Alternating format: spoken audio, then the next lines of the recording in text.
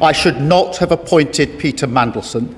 I take responsibility for that decision, and I apologise again to the victims of the paedophile Jeffrey Epstein, who were clearly failed by my decision.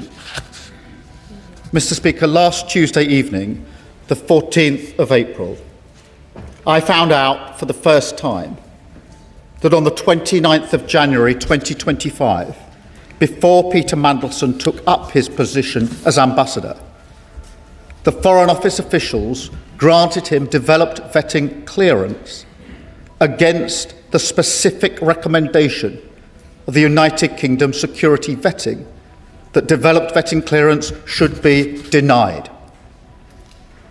Not only that, the Foreign Office officials who made that decision did not pass this information to me, to the Foreign Secretary, to her predecessor, the Deputy Prime Minister, to any other minister, or even to the former Cabinet Secretary, Sir Chris Wormold.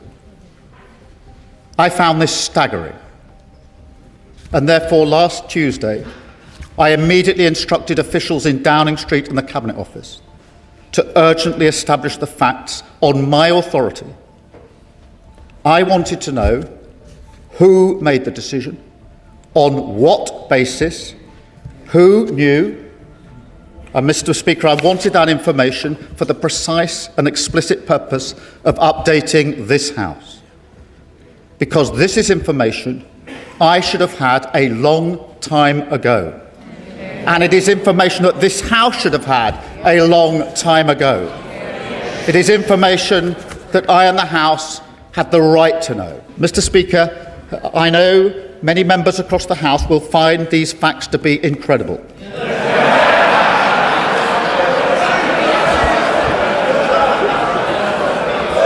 To that, I can only say they are right. It beggars belief that throughout the whole timeline of events, officials in the Foreign Office saw fit to withhold this information from the most senior ministers in our system in government. That is not how the vast majority of people in this country expect politics, government or accountability to work. Sir David, Leader of the Liberal Democrats. Thank you, Mr. Speaker. It's 2020. All right, guys. Tonight's political storm explodes inside Parliament as the Prime Minister delivers one of the most damaging apologies of his career. He openly admits that appointing Peter Mandelson was a catastrophic mistake tied to the growing Jeffrey Epstein scandal. But here's where things become unbelievable. The Prime Minister claims he only discovered weeks later that security officials had actually recommended Mandelson be denied top-level clearance before taking office. According to him, critical information was hidden not only from Downing Street, but from senior ministers across government. And suddenly, Britain is asking one terrifying question. Was this incompetence or a deliberate cover-up unfolding at the heart of power? 22 all over again. Yeah. Back then, when he stood on this side of the House, it was Boris Johnson who was accused of misleading Parliament and scapegoating senior officials. The then Leader of the Opposition couldn't have been clearer.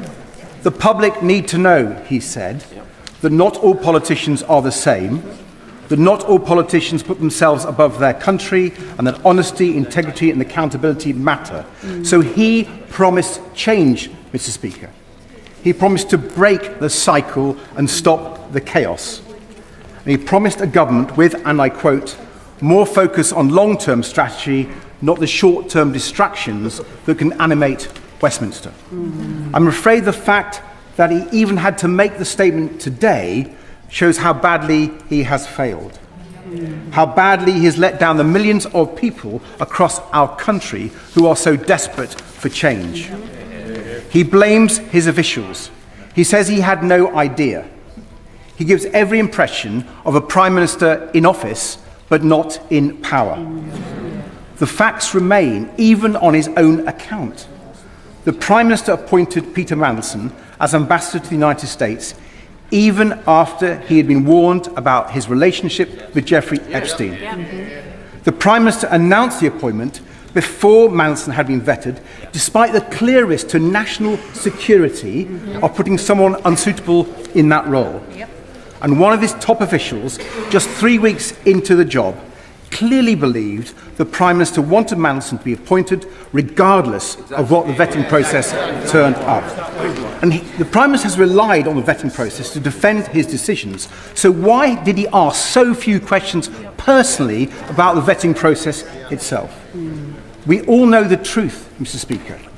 The Prime Minister knew that appointing Mandelson was an enormous risk. He decided it was a risk worth taking. A catastrophic error of judgment. And now that it's blown up in his face, the only decent thing to do is to take responsibility. Back in 2022, the Prime Minister rightly accused Boris Johnson of expecting others to take the blame while he clung on. That was not acceptable then, and it's not acceptable now. So I hope the Prime Minister can at least tell the House this, and we'll be listening very carefully to his answer. Was he given advice by Simon Case, the then Cabinet Secretary? Listen carefully, because the opposition immediately senses blood in the water. They compare this scandal directly to the Boris Johnson chaos of 2022, accusing the Prime Minister of repeating the exact same culture of blame, denial, and political survival. Furious MPs remind Parliament that he once promised honesty, integrity, and accountability, yet now stands accused of hiding behind civil servants while the entire government spirals into crisis. The accusations become brutal. Critics say he knowingly appointed a man connected to Jeffrey Epstein despite national security warnings. And now, with public trust collapsing, the pressure inside Westminster reaches boiling point as demands for resignation grow louder by the minute. The necessary security clearances should be acquired before he confirmed his choice for US ambassador. And did he follow that advice? Yes or no? Mr. Speaker, after the years of chaos under the Conservatives, we needed a government focused on the interests of the people, the cost of living crisis, the health and care crisis, our national security. We needed a government of honesty, integrity and accountability. So will the Prime Minister finally accept that the only way he can help to deliver that is to resign? Prime Minister. Mr. Speaker, I set out in my statement the full facts. And in September, when the Bloomberg emails came to light, I asked the Cabinet to review the process, then Cabinet Secretary to review the process. He told me the process was as it should have been. And as soon as the information about security vetting came to light last Tuesday, I asked for the facts to be established so I could update Parliament. He asks me about the announcement before developed vetting. He's heard the evidence that I've given to the House from the former Cabinet Secretary and from the former Permanent Secretary. In relation to the advice from Simon Case, Mr. Speaker, when I asked the former Cabinet Secretary to review the process after September 25, he specifically addressed whether the process had been followed by referencing the Simon Case letter and assured me that the process was the right process to have followed. So in answer to his question, that was specifically looked at by Sir Chris Wormold in the review that was conducted in September of last year. Dame Diana. Sorry, Diana, but...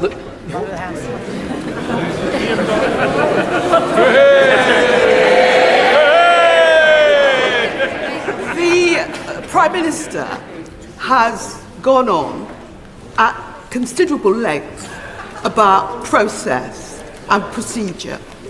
But ordinary people don't really care about process and procedure.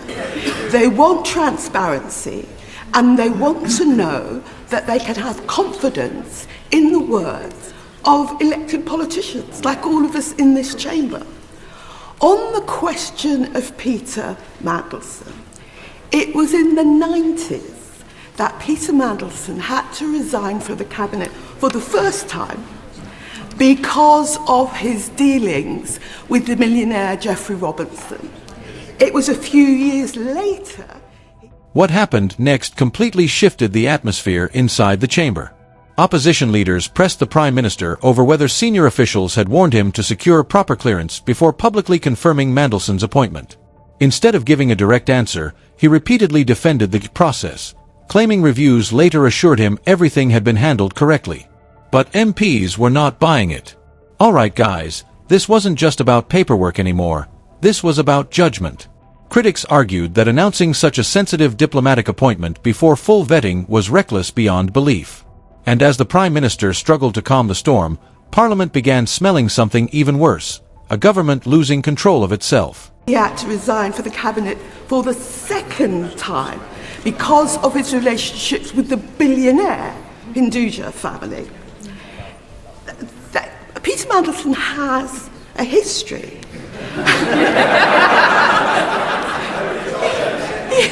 Peter Mandelson has a history.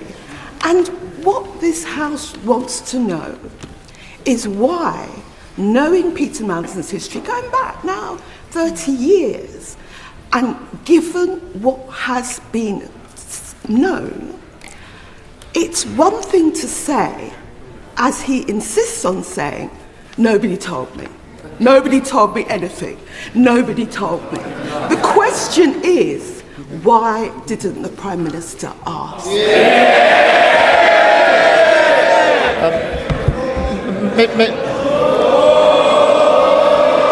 Mr. Speaker, in relation to her question, let me be clear. I should not have appointed Peter Mandelson.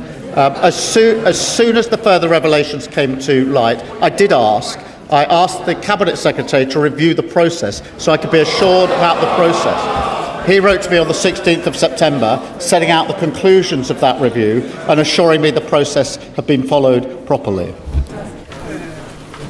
Can I say that on this side of the House at least, to my honourable friend, many will appreciate his apology today. But many of us will remain bewildered still why that appointment took place despite the warnings that many of us gave him. And isn't the reality this, that when he sought to realise his ambition to become leader of the Labour Party, with very little base within the party, he became dependent on McSweeney and Mandelson and Labour together to organise, fund his election. And that when he became Prime Minister, the reward for McSweeney was control of Number 10, and for Mandelson, the highest diplomatic office. And the message, the unspoken message to civil servants was, what Mandelson wants, Mandelson gets. This has damaged the party that I've been a member of for 50 years. I urge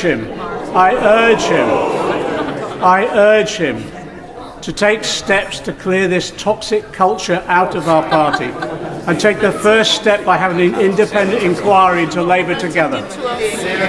Prime Minister. Then came one of the most explosive moments of the entire debate. Veteran MPs dragged Parliament back through Peter Mandelson's controversial history stretching over 3 decades.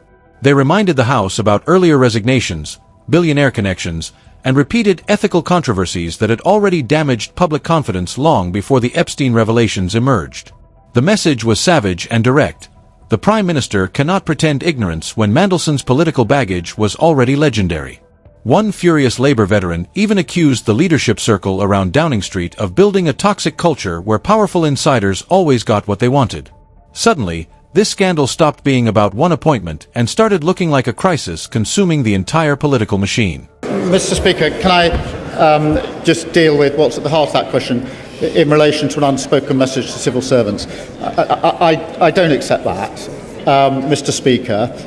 It is simply not good enough on a question of national security where clearance, the recommendation is clearance be denied, for anyone, particularly senior civil servants, to do anything other than provide me with the relevant information, and that is what should have happened in this case. Sir David Davis.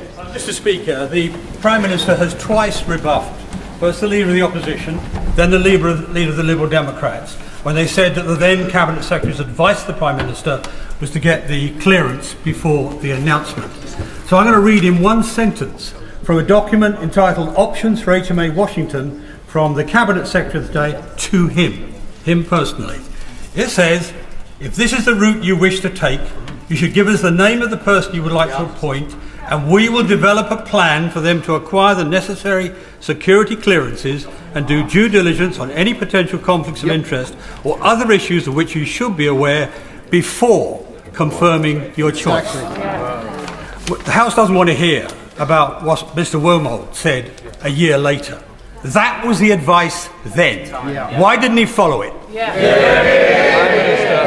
Mr. Speaker, he reads out the passage from Mr. Case's advice. The process that was followed was what I understood to be the usual process. In other words, the appointment was subject to the security vetting. It is why, when Sir Chris Wormold looked at it in September, he addressed the question by reference back to Simon Case's letter, because I wanted to know the process that had been followed was the right process, and that is what Sir Chris Wormold looked at. He looked at it expressly by reference to the Simon Case letter that has just been read out, and assured me that the right process was followed when he reviewed it. Mr. Speaker, anybody who knows the Prime Minister will know full well that he would never, ever deliberately mislead this House. But the reality is this, Mr. Speaker, ex post facto vetting is utterly pointless when the appointment is political. And the trouble, Mr. Speaker, that we all face is that trust in the Prime Minister. The tension inside Parliament became absolutely electric as MPs produced direct evidence from old government documents. All right, guys, this was the turning point. A written recommendation from the former Cabinet Secretary was read aloud, clearly stating that proper security clearance and due diligence should happen before confirming the appointment. That revelation hit the chamber like a bombshell. Critics accused the Prime Minister of ignoring explicit warnings while hiding behind technical language and procedural excuses. Even some allies defending him admitted public trust was collapsing fast. The government now faced a nightmare scenario, not just accusations of incompetence, but growing suspicion that political loyalty had been placed above national security itself. And in politics is diminishing as this sorry saga continues. So in the 17 days we have leading to those very important elections, never mind question, those very important elections, what does the Prime Minister propose to do to win back the trust of the country? Prime Minister. Mr. Speaker, in relation to his point about vetting in relation to political appointments, I don't agree, but I do agree that the due diligence for direct ministerial appointments should be the same as for any other appointments. It clearly wasn't, and that's why in September I ordered that it be changed in order to make sure it is the same process, whether it's a direct ministerial appointment or any other appointment. In relation to the country, Mr. Speaker, it is important that we remain focused on the cost of living and on dealing with the war on two fronts that we face in this country, and I intend to do that. Stephen Flynn. Mr. Speaker, the harshest and most important truth in this entire process is that the Prime Minister of the United Kingdom chose to proactively ignore the victims of Jeffrey Epstein when he made the political choice to put Peter Mandelson in as the UK's most senior diplomat in the United States of America, despite knowing that he had maintained a friendship with Jeffrey Epstein himself. We have since seen Peter Mandelson be investigated for potential misconduct in public office, and we of course now learn through the media that Peter Mandelson had failed his security vetting. The Prime Minister blames all of this, all of it, on the judgment of others. But I'm interested in his judgment. Does he believe himself to be gullible, incompetent, or both? Prime Minister. Mr. Speaker, I thank him for his question. I've laid out the relevant facts. It is absolutely clear that nobody is suggesting that this information was made available to me. It clearly wasn't made available. It should have been made available, and I would not have made the appointment had it been made available. That is why I set out the facts in some considerable detail to the House, with relevant quotes from all the relevant players in this.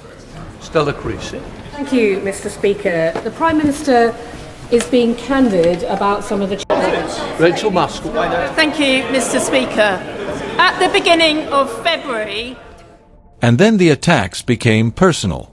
Opposition MPs accused the Prime Minister of choosing political convenience over the victims connected to Jeffrey Epstein's network. The language inside Parliament turned savage, emotional, and deeply uncomfortable. One speaker openly questioned whether the Prime Minister was gullible, incompetent, or both. Another argued that Mandelson's friendship with Epstein alone should have triggered immediate alarm bells at the highest levels of government. But the Prime Minister continued repeating the same defense, that the critical security information had never been shown to him. Yet for many watching across Britain, that explanation only made the situation look worse. Because if true, it exposed a government system completely falling apart behind closed doors. In February 2026, we learnt that Peter Mandelson had shared highly sensitive government information with Jeffrey Epstein from the former Prime Minister Gordon Brown. At that juncture, if I was in his shoes, I would have been forensic in recognising a security risk and wanting detailed answers. What's not adding up for me is why we are now in mid-April before we get this information, and why the Prime Minister didn't drill down to ensure that we had the security information, which clearly we learnt that Peter Mandelson had breached. Well, Mr. Speaker, it was at that point that I did order the review of the security vetting, because I was concerned that it had failed. In fact, because of information I wasn't given, it hadn't failed. It had actually given the recommendation that clearance should be denied. The fact that when I ordered a review of UKSV, senior officials in the Foreign Office didn't at that stage, if at no other stage, bring to my attention the information they hadn't told me is astonishing, because I was ordering a review of the process, which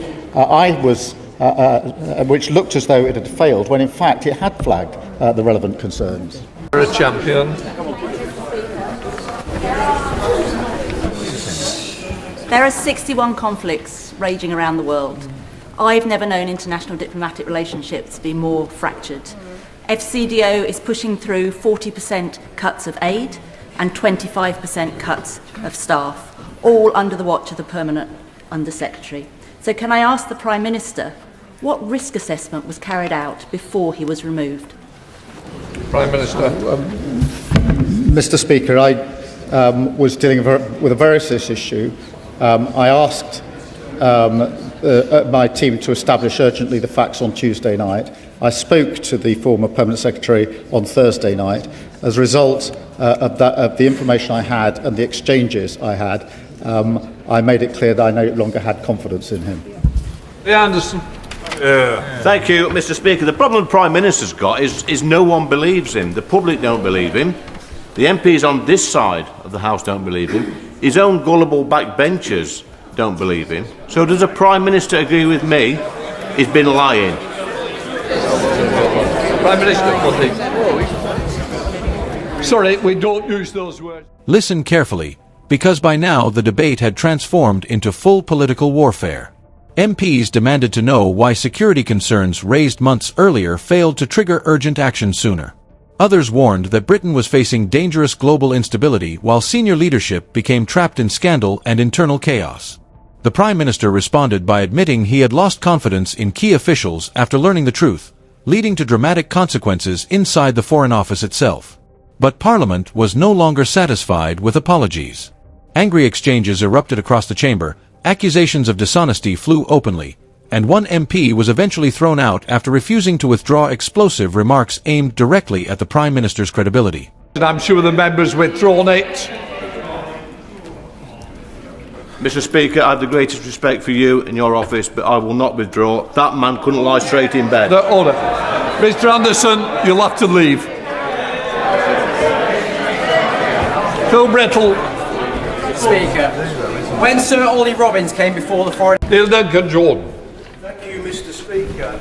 Today's statement may well be about process and procedure, but surely, Prime Minister, the real issue is why, when Peter Mandelson's reputation was already known, was he ever considered for such an important role? Prime Minister. Well, Mr. Speaker, I've accepted that was my decision and I've apologised for it. Ellie Chalmers, Dr. Ellie Chalmers. Thank you, Mr. Speaker. The Prime Minister says it's staggering and unforgivable that he wasn't told about the vetting. But what's really staggering and unforgivable is that he appointed Peter Mandelson before the vetting, that he appointed Peter Mandelson knowing about his friendship with the paedophile Jeffrey Epstein. What's unforgivable is that the Prime Minister was more concerned with pandering to Donald Trump than with standing with the victims and survivors. Now, the Prime Minister has not accepted a simple sorry from his civil servant. He thinks that's inadequate. The country thinks a simple sorry is inadequate from him. Will he take personal responsibility for his staggering and unforgivable errors of judgment and resign? Prime Minister. Mr. Speaker, I've set out to the House the facts of what happened in this particular case, and I am staggered, and I find it unbelievable I wasn't given the information I should have been given. Richard Bergen. Thank you, Mr. Speaker. The Prime Minister made the political decision to appoint Peter Mandelson, but central to that decision, along with other policy and political position decisions, would have been the Prime Minister's former Chief of Staff, Morgan McSweeney. So can the Prime Minister confirm to the House whether Morgan McSweeney passed all his security vetting, and confirm whether or not Morgan McSweeney ever handled documents for which he had anything other than the appropriate level of clearance? Prime Minister. All the appropriate necessary developed vetting has taken place in number 10, and everybody has passed that. Everyone passed it. Paul Francois. Thank you, Mr. Speaker. As the session neared its end, the mood inside Parliament became darker than ever. All right, guys, this was no longer just a political embarrassment. It had evolved into a full-scale crisis of trust in British leadership. MPs from multiple parties demanded answers about why Mandelson was ever considered suitable for such a sensitive diplomatic role in the first place. Others accused the Prime Minister of prioritizing relations with powerful allies over the concerns of victims and national security. Despite repeated apologies, critics argued that saying sorry was nowhere near enough. And as the chamber erupted one final time, Britain was left watching a government battered by scandal, fractured by distrust, and fighting desperately for survival.